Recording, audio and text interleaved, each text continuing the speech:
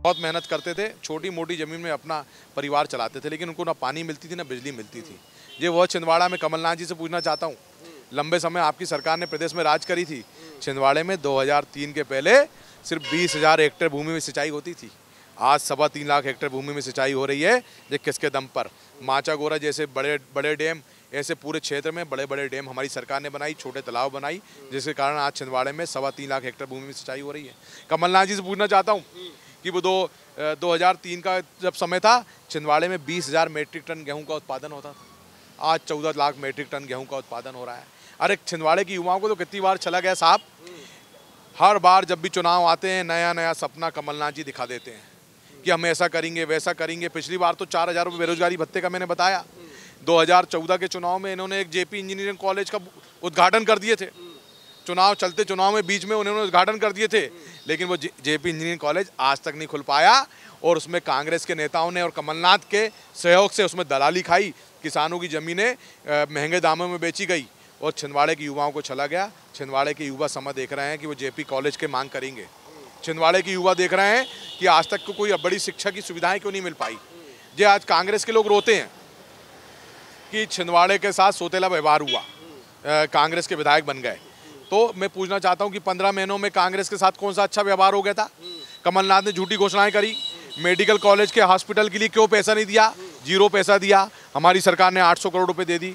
इन्होंने 15 महीने के शासनकाल में छिंदवाड़े के गांव जो प्यासे थे उनके लिए क्यों पैसा नहीं दिया? 0 पैसा दिया। हमारी सरकार ने 850 करोड़ रुपए दी। छिंदवाड़े के इंफ्रास्ट्रक्चर के लिए बढ़ाने के लिए मुख्यमंत्री अधोसंरचना से कोई पैसा क्यों नहीं मिला? शिवराज सिंह चौहान जी ने 38 करोड़ रुपए दिए।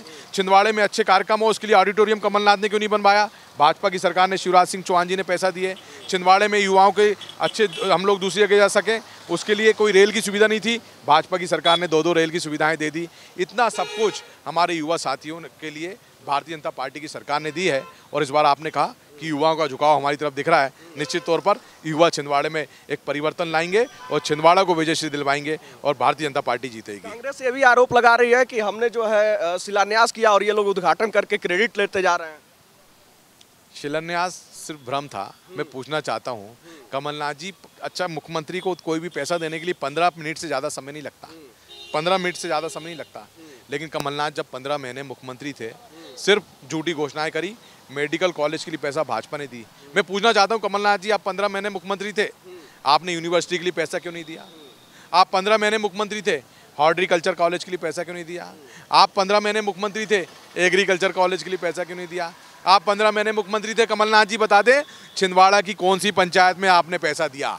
कांग्रेस की भी पंचायत रही उसमें भी पैसा नहीं दिया और पंचायतों का पैसा आपने वापस ले लिया। कमलनाथ जी बताएं कि आपने सिर्फ एक योजना में पैसा दिया जिसमें भारी भ्रष्टाचार हुआ, आज तक काम नहीं हो पाया। कनान सिंचाई कॉम्प्लेक्स में उस ठेकेदार को इनने 500 करोड़ रुपए एडवांस में दे दिया, आज तक उसका काम नहीं हुआ, उसमें भारी भ्रष्टाचार हो रहा है और निश्चित तौर पर जब जांच पूरी होगी कमलनाथ जी जेल में जाएंगे। आप अपनी जीत के लिए कितना आश्वस्त हैं? देखिए, ये मेरी जीत नहीं है, छिंदवाड़े के लोग हैं, मेरे अंदर वो अपना बेटा देखते हैं, अपना भाई देखते हैं, अपना भतीजा देखते हैं।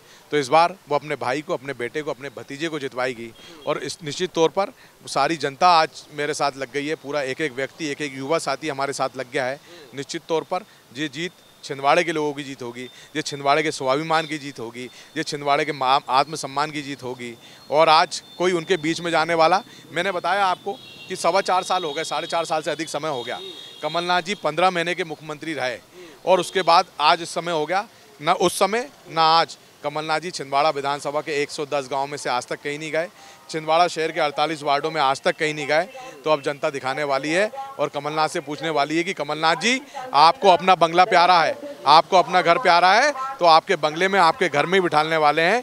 और तो और हमने वो चुनौतीपूर्ण समय देखे, जब कोरोना काल आया तब छिंदवाड़े में कमलनाथ नहीं थे, तब छिंदवाड़े में बंटी साहू और भारतीय जनता पार्टी के कार्यकर्ता थे जो लोगों को राशन उपलब्ध करवा रहे थे, जो भोजन के पैकेट उपलब्ध करवा रहे थे, जो रेमडेसिविर इंजेक्शन उपलब्ध करवा रहे थे, जो फेविफ्लू उपलब्ध करवा रहे थे, जो पीपीपी किट पहन करके जिला अस्पताल में पहुंच करके बुजुर्गों की मदद कर रहे थे।